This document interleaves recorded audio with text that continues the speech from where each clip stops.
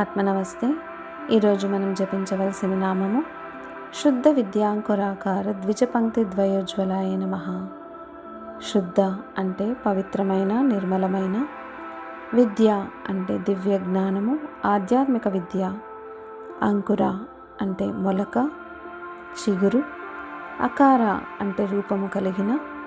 ద్విజ అంటే 2 సార్లు పుట్టినది, ఇక్కడ దంతములు, పళ్ళు అని చెప్పవచ్చు. పంక్తి అంటే వరుస. ద్వయ అంటే 2.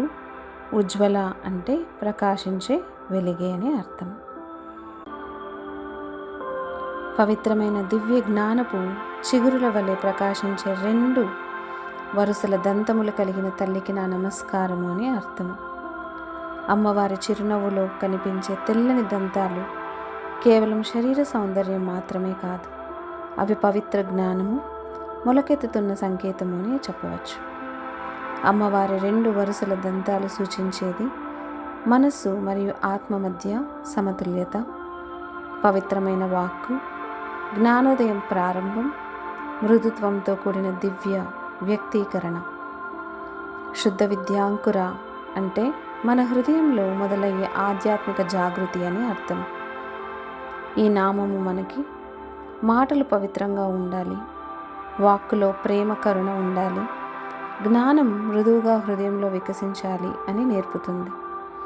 అమ్మవారి చిరునవ్వు శాంతి, కరుణ, దివ్య జ్ఞానం, అంతర్ప్రకాశం యొక్క ప్రతీక.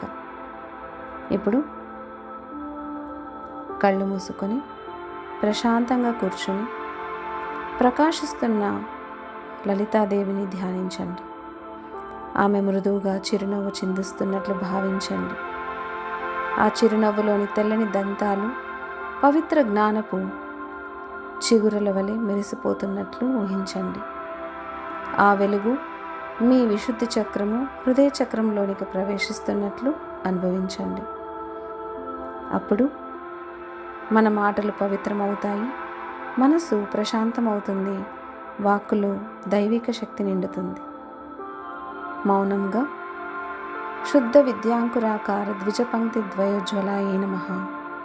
శుద్ధ విద్యాంకురాకార ద్విజపంక్తి ద్వయోజ్వలాయ నమః. శుద్ధ విద్యాంకురాకార ద్విజపంక్తి ద్వయోజ్వలాయ నమః అని జపిస్తూ వాక్ పవిత్రత, జ్ఞాన వికాసము, మృదుత్వము, అంతర్శాంతి కలుగుతున్నట్లు భావించి కృతజ్ఞతాభావంతో ఆత్మనమస్తే.